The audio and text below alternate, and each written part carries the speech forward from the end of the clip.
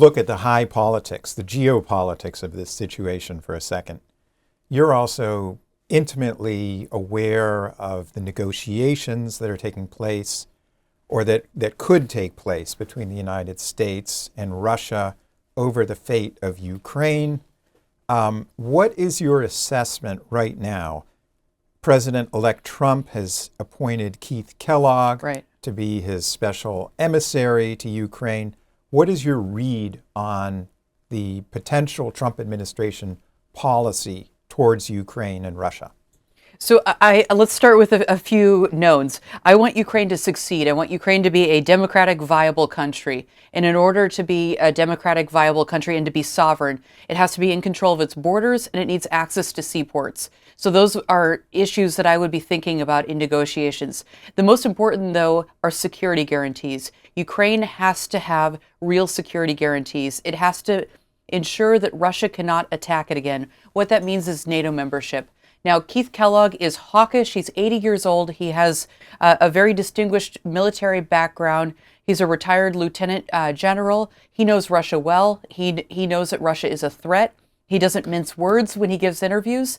And he's put together with Fred Fleitz a long paper, Jacob, I think that you've read, and it outlines his ideas on how to get peace. Now, for the audience, I should explain two things. First, Melinda has written a long piece, or co-authored it in the Jerusalem Strategic Tribune, about why she is more optimistic about Trump's approach to Ukraine.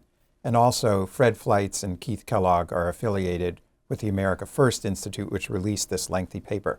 But Melinda, I'd like you to expand on your piece in the JST about why you think there is room for cautious optimism about Trump's approach to Ukraine and Russia. Sure. So, Jacob, I was really fed up because everyone is saying, oh my God, the sky is falling. Donald Trump is coming back into power. There's no internationalists in his inner circle.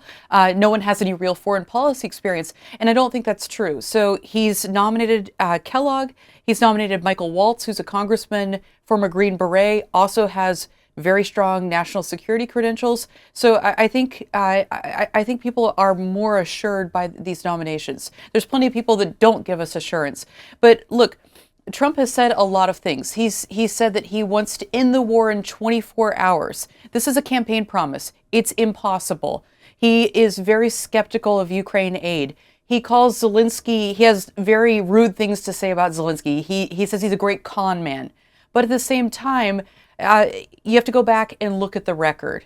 Trump was actually strong and he was hawkish in his first administration toward Putin. He did things that Barack Obama was unwilling to do. Let me give you examples. So this is not a very popular opinion, but you have to go back and look at his record. So Trump authorized the use of javelins. He sent javelins to Kiev when the Ukrainians kept begging and begging for them, and Obama had refused to do it. He also renewed sanctions. In 2014, Russia illegally annexed Crimea, and the European Union put sanctions in place. The Trump administration in the first term decided to continue those sanctions, and they also were very hawkish with Nord Stream 2, the big gas pipeline in Germany, and they put sanctions on Nord Stream 2. The gas pipeline that was running from Russia through the Baltic Sea to Germany. Right. So look, you can look at the first record, and he was actually tough. In spite of the rhetoric, in spite of the way that Ukraine was used as a political football in 2019, his actual policy was pretty good. But he had very strong, tough people in his administration. He had good Russia expertise, good Ukraine expertise in his first administration.